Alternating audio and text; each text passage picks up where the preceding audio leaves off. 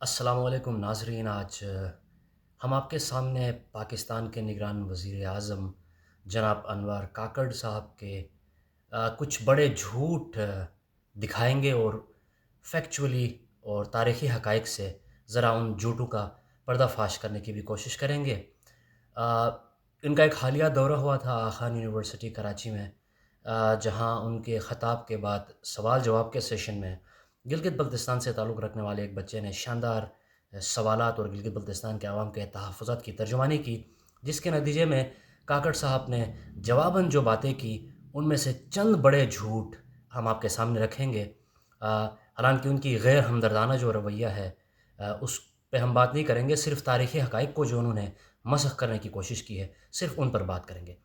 تو سب سے پہلا جھوٹ جو انہوں نے بولا اپنے گفتگو کے آغاز میں ہی وہ یہ تھا کہ گلگت بلتستان پاکستان کا حصہ ہے۔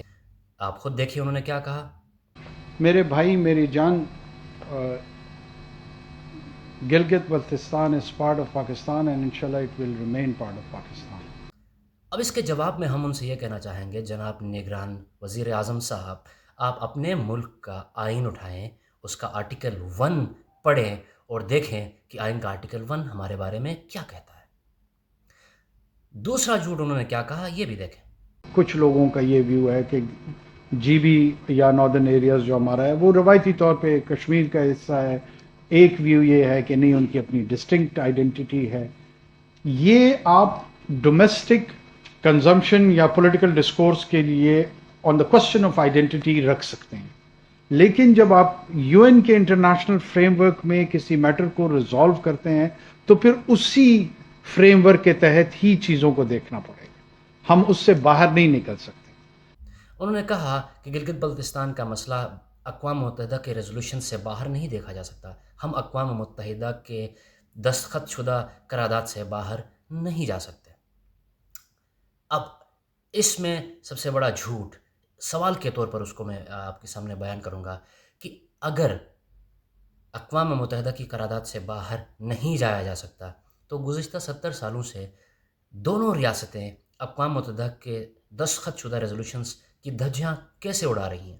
یعنی کہ اقوام متحدہ کے resolution for Pakistan and India کے اندر یہ کلیئرلی مینشنڈ ہے کہ اس ڈسپیوٹڈ خطے کے اندر جو کہ لارجر کشمیر اسٹیٹ کی بات کی گئی ہے، وہاں پر لوکل اتھارٹی قائم کی جائے گی۔ لوکل اتھارٹی کسے کہتے ہیں؟ لوکل اتھارٹی کہتے ہیں ایک خود مختار آئین ساز اسمبلی کو، جو کہ گلگت بلتستان میں نہیں ہے۔ دوسرا، چونکہ وہ یو این کی قراردادوں سے باہر نہیں نکل سکتے، تو یو این کی قراردادوں کے اندر دونوں سٹیٹس پاکستان اور انڈیا کو کیٹیگوریکلی کہا گیا ہے کہ آپ اپنے سویلینز اور آرمڈ فورسز کا یہاں سے مکمل انخلا کریں۔ پاکستان کے لیے یہ کہا گیا ہے، ہندوستان کے لیے کہا گیا کہ وہ اپنے بلک آف فورسز رکھ سکتے ہیں اور سلو ڈاؤن آہستہ آہستہ جو ہے اپنے سارے فورسز کو اس نے نکالنا ہے، چونکہ مہاراجہ کے ساتھ اس کا ایک سیٹ اپ انٹرم ہو چکا تھا۔ تو کیا گلگت بلتستان سے اپنے سویلینز اور اپنے آرمڈ فورسز کا انخلا آپ کر چکے ہیں؟ نہیں کر چکے ہیں تو یہ بھی جھوٹ ہے کہ آپ یو این کی ریزولوشن سے باہر نہیں نکل سکتے۔ اس ضمن میں تیسرا جو بڑا جھوٹ وزیر اعظم کاکڑ صاحب نے بولا وہ یہ کہ ہم تو گلگت بلتستان کو as a whole Kashmir region treat کرتے ہیں، یہ کوئی الگ ڈسپیوٹ بہرحال نہیں ہے۔ So we treat all the parts of the older larger Kashmir state equally. لہٰذا اس کو ایک as a whole region of Kashmir کے طور پہ ٹریٹ کیا جاتا ہے. اب یہ بہت بڑا جھوٹ اس لیے بھی ہے کیونکہ اس کے اندر ایک ہسٹوریکل آپریشن کی کہانی بھی کھل کر سامنے آتی ہے۔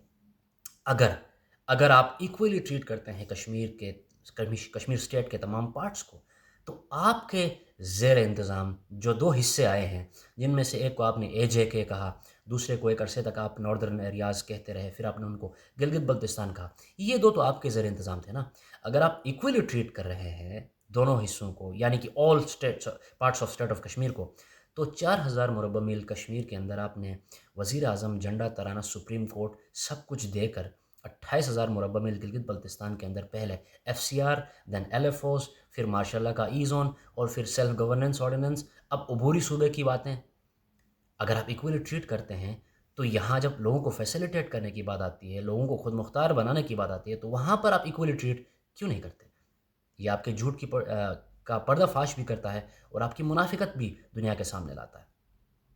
آخری جھوٹ جو اس زمن میں کاکڑ صاحب نے بولا وہ یہ ہے کہ جی گلگت بلتستان کی اپنی علیحدہ کوئی شناخت بہرحال نہیں ہے، اور کشمیر اسٹیٹ کی بھی انہوں نے کہا کہ یو ہیو جسٹ 2 آپشنس، یا تو پاکستان کے ساتھ جائیں یا ہندوستان کے ساتھ جائیں۔ آپ کی علیحدہ کوئی شناخت نہیں ہے، آپ کی شناخت میرے ساتھ جڑی ہوئی ہے، میری شناخت آپ کے ساتھ جڑی ہوئی ہے۔ جو 1947 کا انڈیپینڈنس ایکٹ تھا نا، اس میں جس کے تحت 2 ڈومینن پاکستان اور ہندوستان کے ہیں، اس میں صرف اور صرف یہ اختیار قانونی طور پہ دیا گیا تھا کہ یا تو آپ پاکستان کے ساتھ شامل ہو جائیں یا ہندوستان کے ساتھ، تیسرا اختیار تھا نہیں۔